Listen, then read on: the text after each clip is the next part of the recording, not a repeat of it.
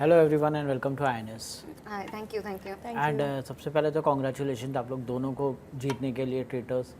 तो overall game कैसा था आप लोग का, और मतलब क्या आप लोग दोनों ने एक दूसरे के शो के दौरान कितना ट्रस्ट किया एक दूसरे के ऊपर? इनिशियली तो बिल्कुल ट्रस्ट नहीं किया।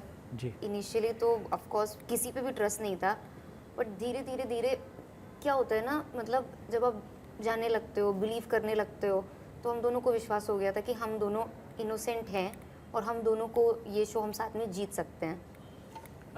निकिता जी, आपसे जानना चाहेंगे कि मतलब आपका क्या रीज़न था ये शो करने का, प्लस जो है being from A poker background, तो मतलब ये शो करने में इंटरेस्ट इतना क्यों दिखाया आपने? देखिए, पहले तो मेरे को बताया गया था कि बहुत सारे डिफरेंट बैकग्राउंड से लोग आए होंगे। फिर मैं वहाँ पहुँची तो खाली मैं और एक जानवी जी थे जो अलग बैकग्राउंड से थे, बाकी सब शोबिज से थे।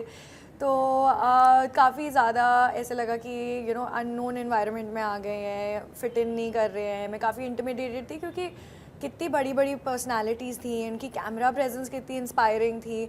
मेरी वैसी कैमरा प्रेजेंस थी नहीं, पर मैंने बहुत सीखा शो में, और मैंने what I am good at doing is playing a game. तो मैंने गेम खेली और एंड हियर वी आर। आप दोनों से जानना चाहेंगे कि आपको लगता है कि अपनी जीत के लिए इमोशंस आपने लोग ने मैनिपुलेट किया, कुछ ऐसा है? मतलब लोगों को मैनिपुलेट किया, लोगों के इमोशंस थोड़ी थे गेम में। मतलब ऑफ कोर्स आप एक जगह हो, आ जाते हैं, पर अगर आपको जीतना है तो इमोशन साइड में रखने होंगे। मैंने बस अपना, हम दोनों ने बस गेम खेला कि मतलब स्ट्रैटेजी लगाई। इन दी एंड शो था इनोसेंट वर्सेस ट्रेटर्स। हम दोनों इनोसेंट थे, हमें पता था सामने वाला ट्रेटर है, तो हमें धोखा देना ही था ना उनको, या वो हमें धोखा दे देते। आपसे जानना चाहेंगे आपको क्या मतलब कि आपने कितना इमोशंस लोगों का मैनिपुलेट किया? देखो, गेम का नाम ही था मैनिपुलेशन।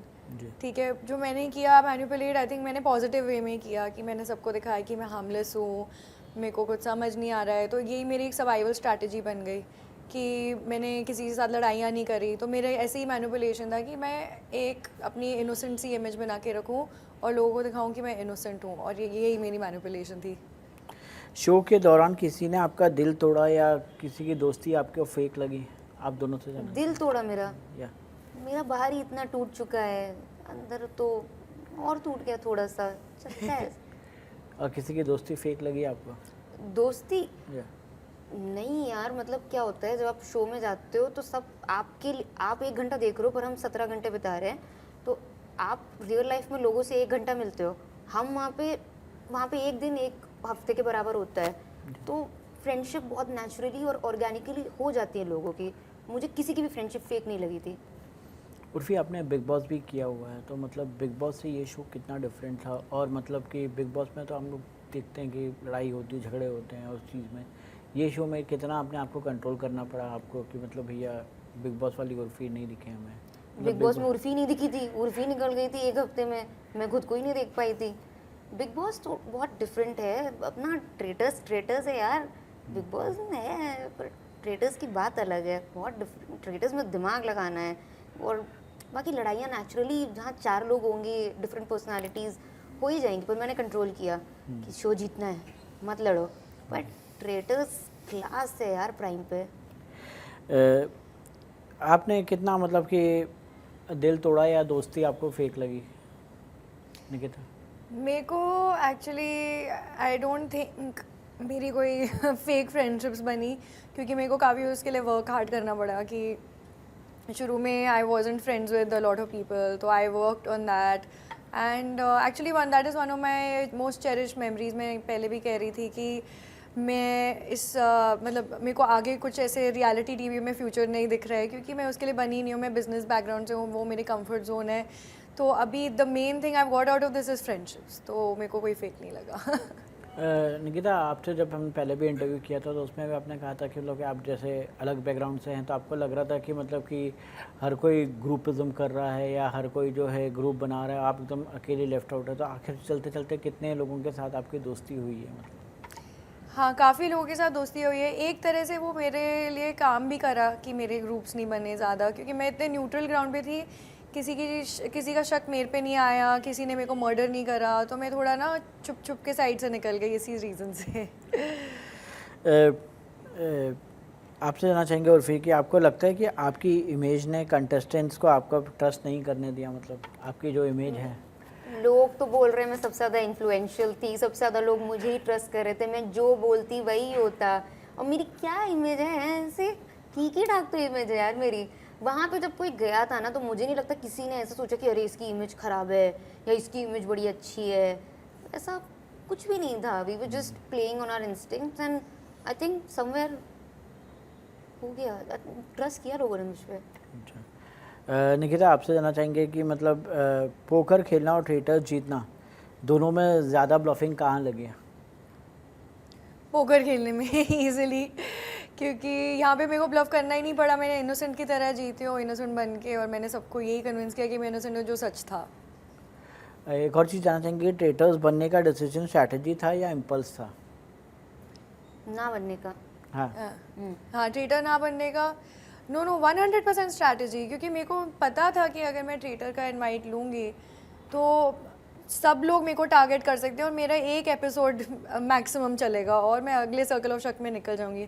और जैसे आपने देखा, यही उनका प्लान था ट्रेटर्स का कि मेरे को स्केपगोट बना दे। उर्फी आप फैशन के लिए जानी जाती हैं और बीट्रेल के लिए रेडी थी आप? बिट्रेल के लिए आई थिंक मैंने ही बिट्रे कर दिया एंड में अपने दोस्तों को। जी। तो मेरे साथ ऐसा कुछ बिट्रेयल नहीं हुआ। उर्फी आपसे जानना चाहेंगे, थिएटर शो जीतने के बाद मतलब आप फिर भी ट्रोल हो रही हैं, मतलब लोग काफ़ी ट्रोल कर रहे हैं आपको सोशल मीडिया पे। तो आप हमेशा पहले जब आप ट्रोल होती थी या पहले आप जब नई नई इंडस्ट्री में आई थी, जब आप ट्रोल होती तब आप बोलती थी कि तब जब आप ट्रोल होती तब लोग बोलते कि मतलब आप बोलती थी कि आपको इतना फ़र्क नहीं पड़ता है कि लोग क्या बोलते हैं। मतलब एक शो जीतने के बाद भी अगर आप ट्रोल हो रही हैं तो क्या आपको इस चीज़ से फ़र्क पड़ रहा है? यार फ़र्क थोड़ा बहुत तो पड़ता ही है, बट जी। लाइफ है, आगे बढ़ती रहती है। ट्रोलिंग तो सब मतलब किसकी नहीं होती है। It's okay, it's just that लोगों को लग रहा था कि जो उनके फैंस हैं प्लेयर्स के, कि उनको जीतना चाहिए था, तो वो चलता ही रहेगा। It's okay.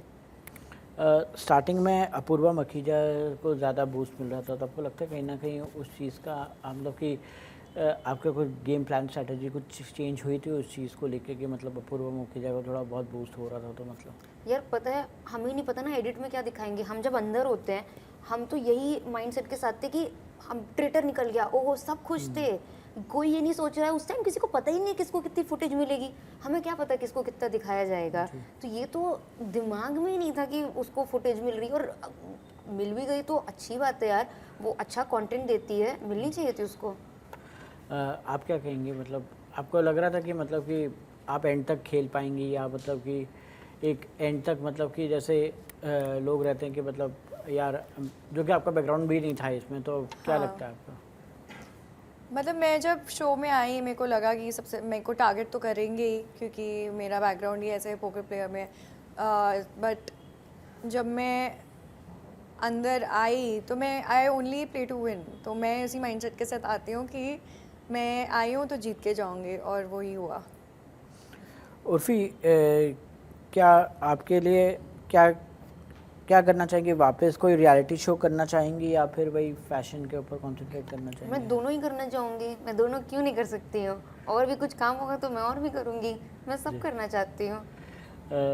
और आप वापस क्या करना मतलब कि कोई निकिता एक रियलिटी शो साइन कर चुकी है, Big Boss जा रही है। उसकी बात चल रही है, उसने थोड़ा वो सोच रही है Big Boss मजाक के लिए। कर रही है, मैं जा रही हूँ अपनी लाइफ वापस, back to my reality show which is my life. Lastly आपसे जानना चाहेंगे कि फ्यूचर प्रोजेक्ट्स क्या क्या है और क्या मैसेज देना चाहेंगे अपने फैंस को? मैं फैंस को यही मैसेज देना चाहूँगी, थोड़ा सपोर्ट कर दो एंड लव यू ऑल। बाकी फ्यूचर प्रोजेक्ट्स अभी कुछ भी नहीं है, मेरे पास कोई काम नहीं है। आप मैं यही कहना चाहूँगी दैट मैंने बहुत साफ दिल से ये गेम खेला है और जीते हैं। लाइफ में होता है, प्रोबेबिलिटी, लक, सब कुछ काम आती है। मैंने जो स्ट्रैटेजीज़ खेली हैं वो काम आ गई, नहीं भी आ सकती थी। तो किसी को ऊंचा या नीचा दिखाने के लिए नहीं हार जीत होती। There is endless opportunity in life and nobody should take it so seriously. Last एक क्वेश्चन आप दोनों से जानेंगे, करण जौहर जी होस्ट कर रहे थे आपको, तो मतलब कि कैसा एक्सपीरियंस था उनके साथ? काम करने का और क्या? हमारा ज़्यादा इंटरेक्शन नहीं हुआ एक्चुअली, क्योंकि वो आते थे फिर चले जाते थे, और मतलब हम लोगों से इतनी बात नहीं करते थे, बट ऑनेस्टली थोड़ा बहुत भी जो कैमरा कट होता था वो बहुत ही स्वीट थे। इनफैक्ट उन्होंने मुझे काफ़ी इनकरेज किया था शो में। उन्होंने मुझे बोला भी था बीच में जब कैमरा कट हुआ था एक बार कि मैंने तुम्हारा शो देखा, फॉलो कर लो यार, काफ़ी अच्छा था। He is a nice guy. Okay, आप? एक्चुअली जितना कैमराज में दिखे हैं करण जौहर, उतना हमें भी दिखे हैं। हाँ। वो कुछ ज़्यादा उनको इंटरेक्ट करना अलाउड ही नहीं Allowed ही था, नहीं- ना प्रोडक्शन ने इंटरेक्ट किया हमसे, ना करण जौहर ने किया। एंड में मेरे को एक ये मोमेंट याद है कि हम जब वो आग में फेंक रहे थे पोटलियाँ, उस टाइम बहुत गर्मी थी, हम रेत के बीच में फिल्म कर रहे थे। तो एक टाइम में उन्होंने देखा कि हमें ऐसे से पसीना आ रहा था, तो उन्होंने कहा गाइज इनके लिए फ़ैन लाओ, इनके लिए फ़ैन लाओ। तो वो अपने ही वो सो कंसिडरेट कि वो हमारे बारे में भी ऐसे सोच रहे थे कि उनको पसीना आ रहा है तो उनके लिए फ़ैन लाओ। ऐसे कौन सोचता है, कौन सा होस्ट ऐसे देख के। तो I was very touched in that moment. क्या अगर फ्यूचर में वही धर्मा प्रोडक्शन की फिल्म मिलेगी तो करना चाहेंगे आप लोग? नहीं मिलेगी। मैं इतनी भी अंधी नहीं हूँ। मैं, लोग मुझे डिल्यूजनल बोलते हैं, लेकिन इतनी भी मैं डिल्यूजनल नहीं हूँ। ओके, आप? नहीं, मेरा कैमरा प्रेजेंस देखा है। मेरे को नहीं आता कैमरा में एक्ट